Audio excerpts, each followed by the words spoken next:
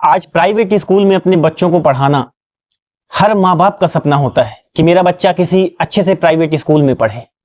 और उन स्कूलों की मोटी फीस देने के लिए ना माँ बाप आधा पेट खाने के लिए भी राजी होते हैं। लेकिन इतने त्याग के बाद भी अगर वो बच्चा 10 से 15 हजार की नौकरी के लिए यहां वहां के चक्कर काटे तो क्या ये उनके साथ न्याय होगा? क्या उन माँ बाप के साथ ये न्याय होगा जिन्होंने आधा पेट भर करके अपने बच्चों को पढ़ाया?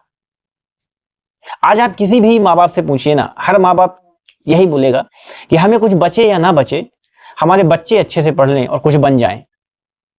लेकिन इसके बाद क्या होता है? उसके बाद वही बेरोजगारी। तो क्या ये शिक्षा प्रणाली की गलती है या फिर राइट टू एजुकेशन के सिस्टम में ही गड़बड़ी है, या फिर शिक्षा देने वालों की गलती है, या फिर उन माँ बाप की ही गलती है जो इतनी मोटी फीस देकर के बड़े बड़े प्राइवेट स्कूलों में अपने बच्चों को डालते हैं, या फिर बात कुछ और है? देखिए, इस बात से बिल्कुल भी नहीं नकारा जा सकता कि आज के समय में शिक्षा का मंदिर कहे जाने वाले स्कूल जो है ना, अब शोरूम बन चुके हैं।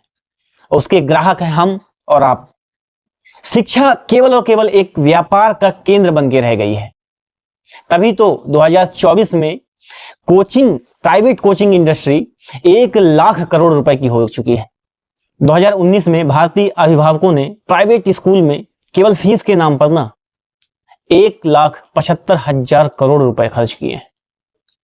आपको जानकर हैरानी होगी कि ये जो राशि है ये कई राज्यों के शिक्षा बजट से भी ज्यादा है।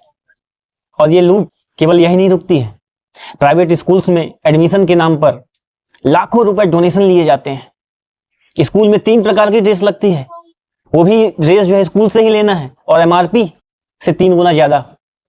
फीस के नाम पर ट्यूशन फीस तो देना ही है, उसके अलावा आपको एक्टिविटी फीस देना है, ट्रांसपोर्टेशन फीस देना है, स्मार्ट क्लासेस फीस देना है। ये सारी लूटें लगातार चल रही हैं। हर साल बच्चों की किताबें बदल जाती हैं। पता नहीं छोटे छोटे बच्चे जो 2री, 3री, 4थी, 5वीं क्लास में पढ़ते हैं, उनकी किताबों में ऐसा क्या रिसर्च होता है जो हर साल जोड़ा जाता है? बड़े बच्चे हों तो उनकी बात समझ में आती है कि कुछ रिसर्च होते रहते हैं, उनकी रिसर्च जो है उस बुक्स में जोड़ी जाती है। लेकिन यदि किसी अभिभावक के 2 बच्चे हैं ना, तो उनके बड़े बच्चे की किताब छोटा बच्चा पढ़ ही नहीं सकता। क्यों? क्योंकि हर साल किताबें चेंज हो जा रही हैं। साल में 12 महीने होते हैं, स्कूल लगती है 10 महीने, लेकिन फीस पूरे 12 महीने की ही वसूली जाती है।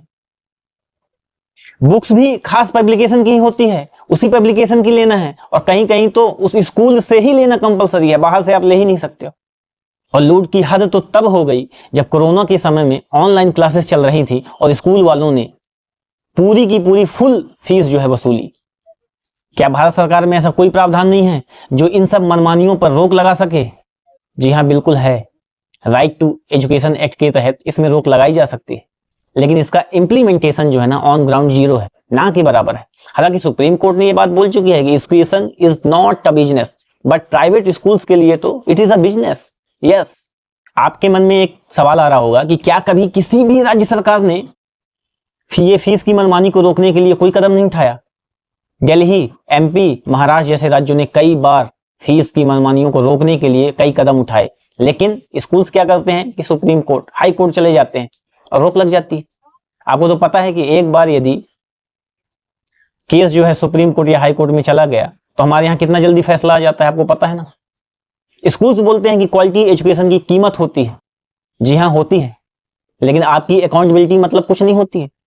अकाउंटेबिलिटी नाम की भी तो कोई चीज होती है। आपको फीस से लेना देना है, लेकिन अकाउंटेबिलिटी से बिल्कुल नहीं। यदि कोई पेरेंट्स विरोध करता है तो उसके बच्चे को टारगेट किया जाता है। पेरेंट्स टीचर एसोसिएशन केवल और केवल दिखावा बन के रह गया है, और टीचर्स भी मजबूर होते हैं, उन्हें कम सैलरी में काम करना पड़ता है और सारा मोटा का मोटा पैसा जो है स्कूल्स अपनी जेब में रखते हैं। सरकार को चाहिए कि एक एजुकेशन रेगुलेटरी अथॉरिटी बनाना चाहिए जो समय समय पर जो है स्कूल्स की निगरानी कर सके। मंथली ऑडिट्स को अनिवार्य कर देना चाहिए ताकि स्कूल्स अपनी मनमानी ना कर सकें। और सरकारी स्कूल्स को बेहतर करने में ना सरकार को बहुत ज्यादा ध्यान देने की जरूरत है, क्योंकि कई ऐसे बच्चे हैं जो केवल और केवल पैसों की वजह से पढ़ नहीं पाते हैं। पैसों की वजह से उनका टैलेंट जो है ना छिप जाता है, उनका टैलेंट बाहर आ नहीं पाता है, अपने भविष्य में कुछ कर नहीं पाते हैं। देखिए, शिक्षा जो है ना अधिकार है, व्यापार नहीं। इसलिए बच्चों की शिक्षा किसी का बिजनेस मॉडल नहीं बनना चाहिए। सरकार को इस बात को बहुत गंभीरता से लेने की जरूरत है। अगर आप इस वीडियो से सहमत हैं तो वीडियो को लाइक शेयर जरूर करें, और यदि आपने भी कभी प्राइवेट स्कूल्स की फीस को लेकर के कोई अन्याय झेला है तो कमेंट करके जरूर बताएं, और इस आवाज को बुलंद करें ताकि ये आवाज सरकार के कानों तक जाए और सरकार जल्द से जल्द कोई स्ट्रिक्ट एक्शन ले, ताकि इन प्राइवेट स्कूलों की मनमानी फीस पर रोक लगाई जा सके। बहुत बहुत धन्यवाद।